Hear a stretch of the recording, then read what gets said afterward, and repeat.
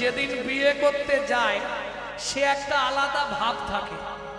কি বাবা, কি গো, বিয়ের দিনের ছেলেদের একটা আলাদা ভাব থাকে না? ছাতি একবারে 56। হ্যাঁ ও মাইরা, গিলে করা ধুতি পাঞ্জাবি, মাথার ওপর একটা কি থাকে, টপুর টপুর, হ্যাঁ, তারপরে পায়ের নাকড়া, গাড়ি থেকে যখন নামছে আলাদা একটা টেম্পার থাকে, ছাতি একবারে 56। কেন? মেয়েদের হুলাহুলি করে যায়, ওরে বর এসে গেছে রে, বর এসে গেছে।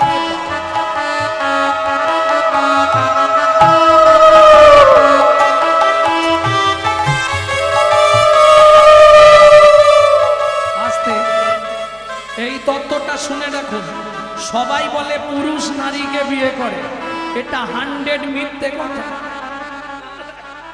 পুরুষ কোনোদিন নারীকে বিয়ে করে না, নারী পুরুষকে বিয়ে করে। কি করে হয় এটা? তত্ত্বটা শুনে নিন। পুরুষ গিয়ে দাঁড়াল, এমন বোকা, গিলে করা ধুতি পাঞ্জাবি পরলি, মাথায় টুপুরটা নিলি, তার টুপুরের ওপর যে ঝাঁটকাঠিটা আছে ওটা খুলে ফেলে দে। শালা মাথায় ঝাঁটকাঠি নিয়ে বিয়ে করতে যাচ্ছে কেন? ওটাই তো সিম্বল, যেদিন থেকে বিয়ে করলি কপালে একটা ঝাঁটা তুলে রাখ। এ তো গিয়ে দাঁড়িয়েছে একবারে যেন কিচ্ছু জানে না, কোথায় দাঁড়ায় তুমি বলতে পারবে না, তোমার অনেক আগে হয়ে গেছে, এখনকার বই লাগবে। এই ছাদ না তলা, ঠিক আছে, গিয়ে গো বেচারের মতো দাঁড়ায় না।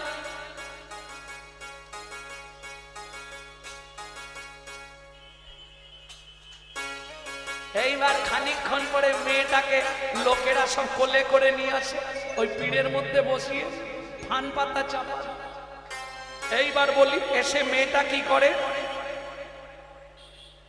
7 পাক ঘুরে আসতে, তাহলে ঘুরলো কেটা? মেয়েটা। পান খুলে প্রথম দেখলো কেটা? মেয়েটা। মালা বদনের সময় আগে মালা দিল কেটা? মেয়েটা।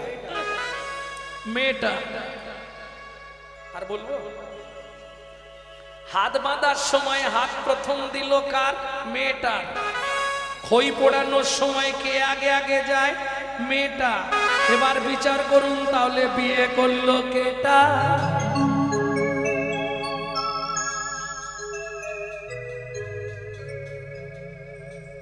আমার প্রশ্ন ওটা নয়, প্রশ্ন হচ্ছে 3 বার ঘুরলে হতো না? 5 বার ঘুরলে হতো? আরে হালকা মেয়ে হলে তবু ঠিক আছে, যেগুলো ভারী ভারী মেয়ে যারা ধরে আনে তারা বুঝতে পারে 7 বারই ঘুরতে হবে। এই দেখো, এখনকার মায়েদের যদি জিজ্ঞেস করি মা 7 পাক দেয় কেন, মা কিরম করে বলবে জানো? তুমি বোঝো না বাবা, 7 পাকে বাঁধা। 7টা পাক কি কি জানেন? জানেন না? তাহলে শুনে নিন কেন সেদিন 7 পাক দেওয়া হয়েছিল, এই তত্ত্বটা বলে দিন।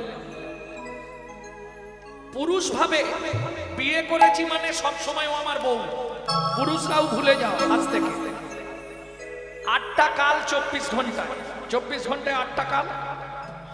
একটা কাল নারীর নিজের জন্য স্বাধীন, বাকি 7টা কাল সে স্বামীর কাছে 7 রকম ভাবে পরিচারিকা হবে, সারাক্ষণ শুধু বউ বা স্ত্রী নয়। তাহলে 7টা পাক বলছি দেখে নাও।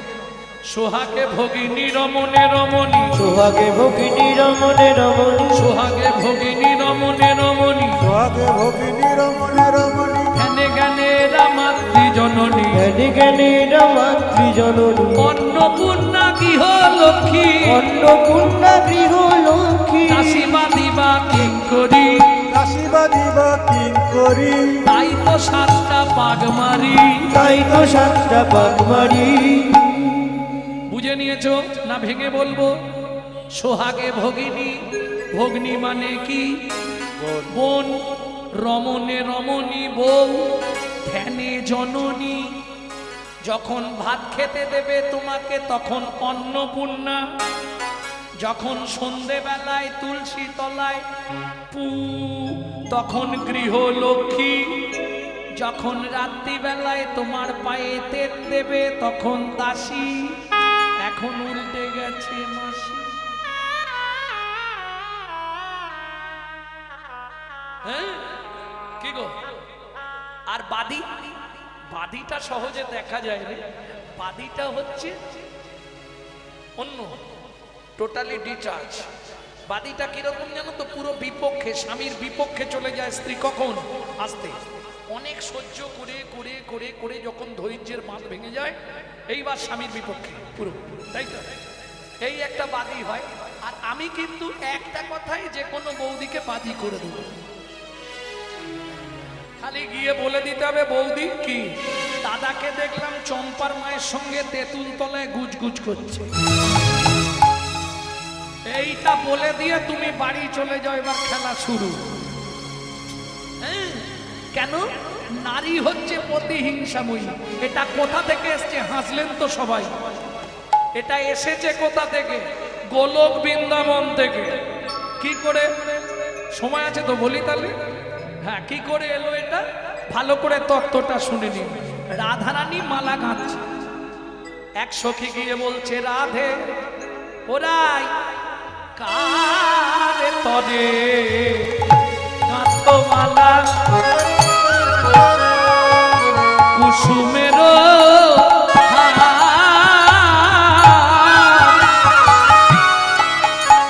কার তরে গাঁথো মালা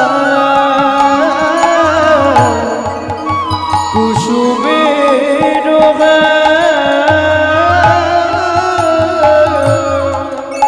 কার জন্য মালা গাচ্ছিস রে?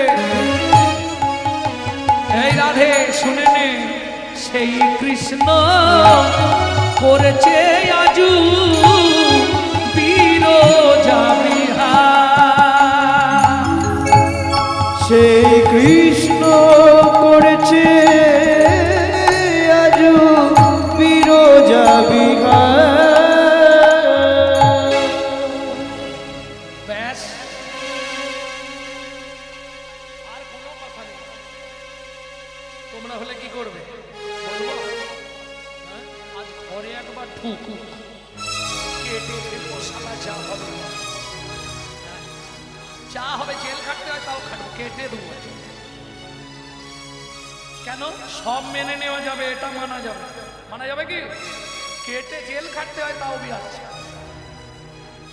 ওমা রাধারানী কি করলো জানো? ক্রোধে কাঁপে ধনী ঝলকে মুখানি, ওরে কাপে ধনী ঝলক মুখানি, ক্রোধে কাঁপে ধনী ঝলকে মুখানি, ওরে কাপে ধনী ঝলক মুখানি, উদয় পূর্ণিমা শশী, উদয় পূর্ণিমা শশী, বিরজা বলিয়ে চলিল ধাইয়ে, বিরজা বলিয়ে চলিল ধাইয়ে, সম্মুখে দাঁড়ালো আসি, সম্মুখে দাঁড়ালো আসি, বলে দে দে শ্রীরাম দান ছেড়ে দে, এতে শ্রীরাম দ্বার ছেড়ে দে, দে দে শ্রীরাম দান ছেড়ে দে, এতে শ্রীরাম দ্বার ছেড়ে দে। এই শ্রীরাম সরে যা। শ্রীরাম কোনো কথা শুনবে না, রাধারানীকে ঢুকতে দেবে না। শ্রীরামকে অভিশাপ দিল, দিয়ে রাধারানী কি করলো? কুঞ্জে আগুন লাগিয়ে দিল। কুঞ্জে আগুন লাগিয়ে দিল, দাউ দাউ করে কুঞ্জ জ্বলছে। গোবিন্দ বলে, বিরজার গতি নাই, দুজনে পুড়ে হব ছাই। বিরজা বলে, তুমি তোমার মাকে ডাকো। কোন মাকে? পূর্ণমাসী যোগমায়াকে। গোবিন্দ ডাকলেন, পূর্ণমাসী যোগমায়া এসে দাঁড়ালেন। কি হয়েছে খোকা? বলে, মা গো তুমি একটা কৃপা করে দাও। কি কৃপা? বিরজাকে নদী করে দাও, আর আমাকে সর্পরূপ দিয়ে দাও, আমি বেয়ে পালিয়ে যাই। পূর্ণমাসী যোগমায়া বিরজাকে নদী করে দিল, গোবিন্দকে সর্পরূপ দিল। রাধারানী দেখে কুঞ্জ পুড়ে ছাই, কোথাও কিছু নাই, মাঝখানে নদী এক বয়ে চলে যায়, মাঝখানে নদী এক বয়ে চলে যায়। সর্পরূপ ধরি কৃষ্ণ বাইছে কথা, সর্বরূপ ধরি কৃষ্ণ বাইছে কথা, মাঝখানে নদী এক বয়ে চলে যায়, মাঝখানে নদী এক বয়ে চলে যায়। রাধারানী চোখ বন্ধ করে সব দেখে নিলেন। সাধিকা না? আস্তে, মা নাতনি, তুমি গোবিন্দকে সর্পরূপ দিলে, বিরজাকে নদী করলে, লীলা যখন করতে চাইছো ভালো করেই করো, আমায় ময়ূর রূপে সাজিয়ে দাও মা, ময়ূর ঢুকে সাজিয়ে দাও মা, দেখবো কেমনে সর্প পালাতে পারে, ময়ূর দেখবো কেমনে সর্প পালাতে পারে, ময়ূর রূপে সাজায় দাও মা। ও মা ছুটে গিয়ে ময়ূর চঞ্চুপুট মানে ঠোঁটে করে গোবিন্দরূপ সর্পকে তুলে নিল। সধবা মায়েরা তত্ত্বটা কান খুলে শুনে নিন।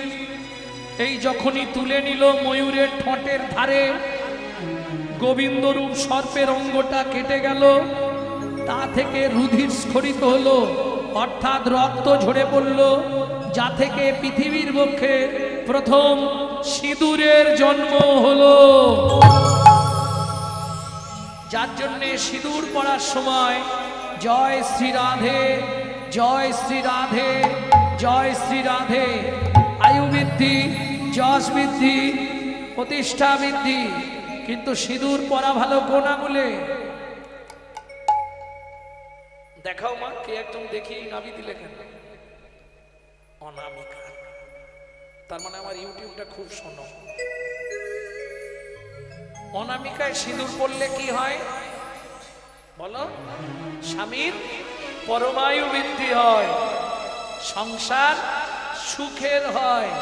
আর যদি ভাবো স্বামীটাকে এদিক ওদিক করে দেবো, তাহলে করে আঙুলে পড়বে, ও 3-4 মাসের মধ্যে আউট। এইটা শেখানো উচিত নয়, জগন্নাথ এটা কেটে দেবে। ভক্তমণ্ডলী ভক্তিমতী মায়েরা, তাহলে বুঝে নেওয়া গেল কোথা থেকে এই হিংসাটা এসেছে। এইবার বলি, পূর্ব হইতে ভোলা না দর্শনে ছিল, পূর্ব হইতে ভোলা না দর্শনে দিল, ধ্যানেতে বসিয়া ভোলা সকলে জানিল।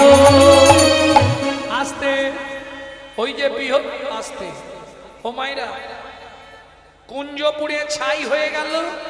ওই ছাই নিয়ে সর্বপ্রথম খেলা হয়েছিল পৃথিবীতে, যা থেকে জন্ম কাল যেটা আপনারা মাখামাখি করবেন। ফাগের জন্ম হলো আবিরের জন্ম। কেন? কুঞ্জের ছাই পুড়ে কেন এটা হলো? কুঞ্জটা তৈরি হয়েছিল কি দিয়ে, সে আবার এক তত্ত্ব পরে কোনোদিন দেখা হলে বলবো। অনেক বলতে হবে এখন, শুধু শ্লোকটা বলে দিচ্ছি, শুনে নাও। বৃহস্পতি কিয়তে যজ্ঞে বংশমেক ভবিষ্যতি, উৎপত্তি বংশস্যে ন পার্বণি পঞ্চবিংশতি, নবাঙ্গে সরাঙ্গে বিষ্ণু সপ্তাঙ্গে পিনাকস্তদা, পঞ্চমে পরশুরাম ক্ষত্রিয় কুলো নিপাত্রিতা, তৃতীয় গান্ডীব বক্তা অর্জুনে ন সুলক্ষণ, একঙ্কে গোপিকা কান্ত গোপীকুল আকর্ষণ। বুঝলে না? পরে ভেঙে বলে দেবো।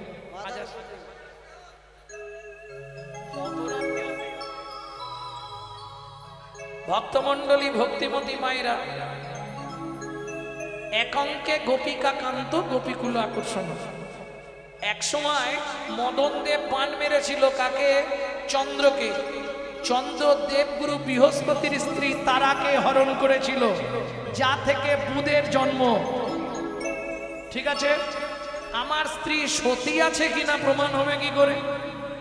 শ্রী ভিগু বললেন, বৃহস্পতি তুমি যজ্ঞ করো, যজ্ঞে তোমার স্ত্রীর নাম করে আহুতি দেবে, আর ওদিকে তাকাবে না।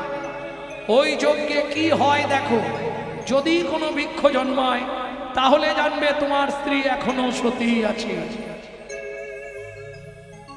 ভক্তমণ্ডলী ভক্তিমতী মায়েরা, বৃহস্পতি যজ্ঞ করলেন, সন্ধ্যার প্রাককালে আহুতি দিলেন। পরের দিন সকালে গিয়ে দেখছে একটা বাঁশ গাছ জন্মেছে। বৃহস্পতি ক্রিয়াতে যজ্ঞে বংশমেক ভবিষ্যতি। বাঁশটার কত পাপ? 25 পাপ। কাজে লাগার মতো ডোগা গোড়া কঞ্চি বাদে। বুঝে নেওয়া গেল। নবাঙ্গে সরাঙ্গে বিষ্ণু, ভগবান যে ষোড়শাভুজ মূর্তি ধরেছিলেন, তার হাতে একটা দণ্ড আছে, ওটার মাপ হচ্ছে 9 পাপ। সপ্তাঙ্গে পিনাকোস তথা, 7 পাপে হলো শিবের ত্রিশূল। পঞ্চমে পরশুরাম ক্ষত্রিয় কুল নিপাত্রিতা, 5 পাপে পরশুরামের কুঠারের দণ্ড। তৃতীয় গান্ডীব বক্তা অর্জুনে ন সুলক্ষণ, 3 পাপে অর্জুনের গান্ডীব। একাঙ্কে গোপিকাকান্ত গোপীকুল আকর্ষণ 25 পাপ হয়ে গেল। গোড়াটা কোথায় গেল? ব্রহ্মার কুমণ্ডল। ডোগাটা কোথায় গেল? মহোৎসবের আগে ধ্বজা তোলা হয়, ওই ধ্বজা। পঞ্চীগুলো গেল বিরজার কুঞ্জে, যার জন্য ওই কুঞ্জ পুড়ে ছাই হয়েছিল। ওই ছাই দিয়ে আবির বা ফাগের জন্ম। প্রেম সে বলো চৈতন্য মহাপ্রভু কি। তাহলে বুঝে নেওয়া গেল 7 পাক কেন দেয়া হয়। তবে এটা বাহ্যিক তত্ত্ব বললাম, ভেতর তত্ত্ব বলিনি। নারীর চরিত্র অতি সে কঠিন, কে বুঝিবে বলো তাই। বুঝিতে অবধি নারীর এক বিধি, 7 দিনে গড়িল যায়। ও মায়েরা, একটা পুরুষ সৃষ্টি করতে বিধাতার সময় লেগেছিল 1 দিন 1 রাত, কিন্তু একটা নারী সৃষ্টি করতে বিধাতার সময় লেগেছিল 7 দিন 7 রাত। কেন? যতবার তৈরি করে ততবার নারী ভেঙে পড়ে। তখন ব্রহ্মা 7 তত্ত্বকে আশ্রয় করলেন। 7 তত্ত্বে কি ছিল? 7 সমুদ্র, 7 সমুদ্র থেকে 7 কলসি জল এনে একটা নারীর মধ্যে দিল, তবে নারী সৃষ্টি হলো। 7 তত্ত্বে নারী সৃষ্টি। তাই তো 7 পাক দেওয়া হয়। তাই তো বিয়ের বাসরে নারীর কাছে ভর্তি কলসি দেওয়া হয়। ভর্তি কলসি দেওয়া। বুঝে নিয়েছো এবার কেন 7 পাক দেওয়া হয়? বোঝা গেল না? বোঝা গেল? প্রমাণ নেবে? নারী যখন কোনো বিষয় হেরে যাবে, দেখবেন ও জল ঢালতে শুরু করবে। 7 কলসি একটা নারীর ভেতর আছে, জল ঢেলে পুরুষের কাছে জিতে যাবে। কি প্রমাণ নিয়ে নেবে? আমি বুঝে দেবে, তুমি কেঁদে, ও সবসময় কেঁদে জিতে। হ্যাঁ, এটা বরাবর দেখে নেবেন, নারী সবসময় কেঁদে জিতবে। ও যখনই দেখবে আর রাস্তা নেই, কাঁদতে শুরু করে দেবে, আর কাঁদলেই নারী জিতে যাবে। তাহলে 7 তত্ত্বে নারী সৃষ্টি, তাই 7 পাক দেওয়া হয়। বুঝে নেওয়া গেল? এইবার চলুন শিশুপাল গেছে বিয়ে করতে, সেজে গুজে দাঁড়িয়েছে ভগবান শ্রীকৃষ্ণ। একবারে রথের ওপর থেকে 64টা বিদ্যা জানত কৃষ্ণ। শান্তিপুনি মুনির কাছে শিখেছিলেন 60টা বিদ্যা, বাকি 4টে বিদ্যা নিজের বিদ্যা, যেটা পৃথিবীতে কেউ জানতো না। বুঝে গেল? 64টা বিদ্যার অধিকারী ভগবান, যার জন্য তিনি ভগবান। একদম রথের ওপর থেকে পিঠের চালে মারলো লাথি, মুখ থুবড়ে পড়ে গেল শিশুপাল। তুলে এনে একদম গুছিয়ে চাপ পেটা করেছে। আর ভগবান তো মারামারিতে খুব পটু ছিল না, দারুণ মারতে পারতে। হ্যাঁ, ও মা বকাসুর বধের সময় এগুলো পড়েননি আপনারা? ভাগবত শুনেছেন? এই বক খাবার খাবি, এই বক খাবার খাবি, বলে আয় হাঁকর দেখি কত খাবার একসঙ্গে খেতে পারবি। বক তো বোকা, বুঝতে পারেনি, হাঁ করেছে। ভগবান আস্তে আস্তে পাটা নিয়ে গিয়ে নিচের ঠোঁটটা চেপে দিয়েছে পায়ে, ওপরের ঠোঁটটা ধরে বলে এবার হাঁ কর। সে মনে মনে ভাবছে ওইটুকু কৃষ্ণ, কতটা হাঁ করাবে আমাকে। এইবার কৃষ্ণ বাড়তে শুরু হলো, মাঝখান দিয়ে চিড়ে গেল, বকাসুর বধ হয়ে গেল। প্রচন্ড বুদ্ধিধত্ত, তবে তো সে না ভগবান। তাহলে তো কালী, দুর্গা, শিব, সরস্বতী, লক্ষ্মী, কার্তিক, গণেশ সবাই ভগবান হয়ে যেত। হবে কি? জীবনেও চেষ্টা করলে হবে না, এটা মাথায় রেখো। কালী, দুর্গা, শিব, সরস্বতী, লক্ষ্মী, কার্তিক, গণেশ এরা হলো ঠাকুর। ঠাকুর চেষ্টা করলে ভগবান হতে পারবে না। কিরকম বললে শোনো ভাই, দুধ থেকে ঘোল, দুধ থেকে ছানা, দুধ থেকে মাখন, দুধ থেকে ঘি, দুধ থেকে ঘি, দুধ থেকে দই। বিজ্ঞান উন্নত হয়েছে, তাহলে দই থেকে দুধ হোক, হবে? কৃষ্ণ থেকে সবাই চেষ্টা করলেও কৃষ্ণ হবে না। এতে চাংসকলা পুংস কৃষ্ণস্তু ভগবান স্বয়ং। বোঝা গেল? এইবার চলুন শিশুপালকে রথের চাকায় বেঁধে ভগবান শ্রীকৃষ্ণ রুক্মিণীকে উদ্ধার করে ফিরে আসছে। এদিকে বলাই দাদার প্রাণ হচ্ছে কৃষ্ণ। শ্রীদাম কি কানাই কোথায় গেছে? মারামারি করতে গেছে, রুক্মিণীকে উদ্ধার করতে গেছে। ব্যাস, নাঙলের ফালায় একবারে শান দিয়ে নিয়ে বলাই দাদা যাচ্ছে। নব নট বড় নীলাম্বর, নব নট বড় নীলাম্বর, নব নট বড় নীলাম্বর, নব নট বড় নীলাম্বর, লম্বে ঝম্বে আওয়ে, লম্বে ঝম্বে আওরে, মদে মাতাল মুঞ্জর মদে, মদে মাতাল মুঞ্জর মদে, উলটে পালটে যাওয়ে, উলটে পালটে যাও। ভক্তমণ্ডলী, ভক্তিমতী মায়েরা, বলাই দাদা যাচ্ছে আর কৃষ্ণ আসছে। আপনারা নিশ্চয়ই জানেন বলাই দাদা একটু তোদলা ছিল, জানেন তো কেন? কান নাড়লে হবে না, আমার কাছে বলতে পারবে না? ছোটবেলায় কৃষ্ণ নুনি চুরি করে খেতে যেত, বলাই দাদাকে নিত না। সেই রাগে বলাই দাদা বাড়িতে যত গুড় থাকতো সব চুরি করে খেয়ে নিত।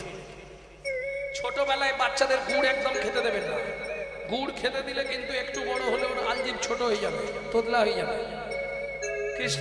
কৃষ্ণ আসছে আর বলাই দাদা যাচ্ছে। কাকা কাকা কানাই রথ থামাও। কৃষ্ণ রথ থামালেন, গলায় কাপড় দিয়ে বলছে, দাদা আমার অন্যায় হয়ে গেছে, নেবে এসে কথা বল। কৃষ্ণ নেবে এলেন। দাদা তোমাকে না জানিয়ে আমি রুক্মিণীকে উদ্ধার করে কি করেছিস? আনার দরকার নেই। একাই কাকে বেঁধেছিস? বলে ওই তো শিশুপাল আমার রুক্মিণীকে নিয়ে পালিয়ে যাচ্ছে। কুকু খুলে নিয়ে আয় ওকে, কুকু খুলে নিয়ে আয় ওকে। শিশুপালকে খুলে নিয়ে এলো। বলাই মাথাটা আলো করে ভেজা, মাথাটা ভিজিয়েছে, নাঙলের ফালা দিয়ে ঘেরাস ঘেরাস করে টানছে, পুরো ইডেন গার্ডেন করে দিয়েছে। এক জায়গায় বসে গিয়ে ছটছর করে রক্ত। শিশুপাল রুধির ছুঁয়ে প্রতিজ্ঞা করলো, বলাই দাদা এ জন্মে পথের মাঝখানে আমার রক্ত ঝরালে, আগত জন্মে আমিও পথের মাঝখানে তোমার রক্ত ঝরাবো ঝরাবো ঝরাবো।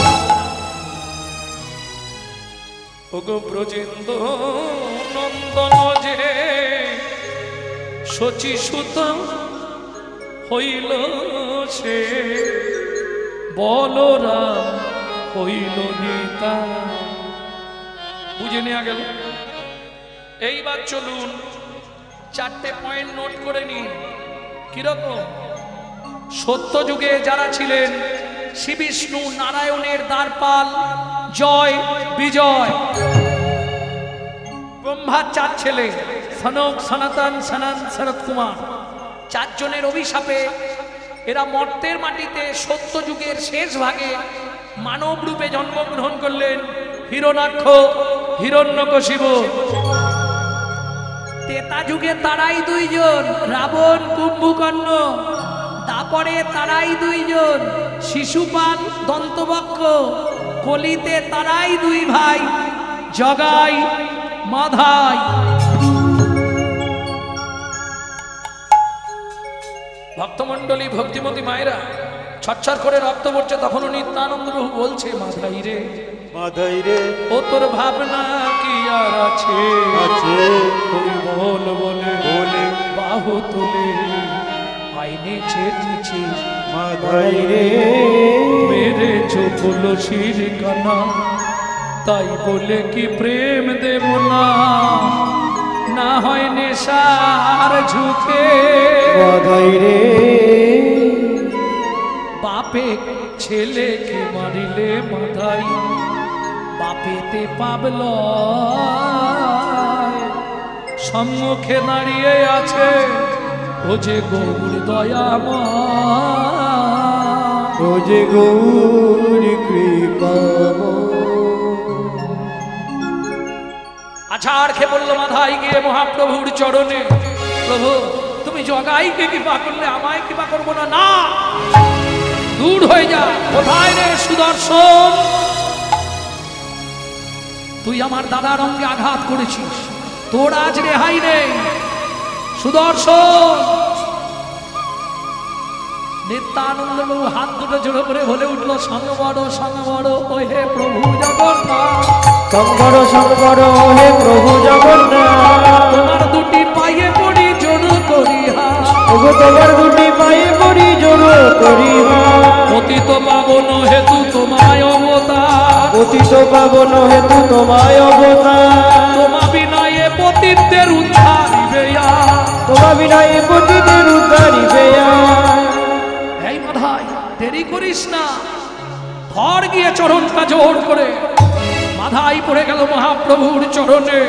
প্রভু তবে তারে দেখাই আপন সার, তবে তারে দেখাই নাই আপন সর, ওগো রসরাজ মহাভাব হয় দুইর, ওগো রসরাজ মহাভাব হয় দুইর, ভক্ত শোনে ভগবানের মিলন হইল, ভক্ত শোনে ভগবানের মিলন হইল, ভক্তগণ প্রেমানন্দে হরি হরি বল, ভক্তগণ প্রেমানন্দে হরি হরি বল।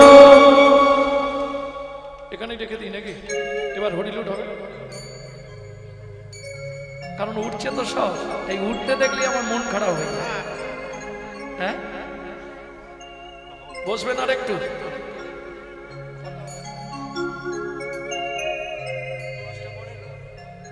তাহলে আর একটু বলবো?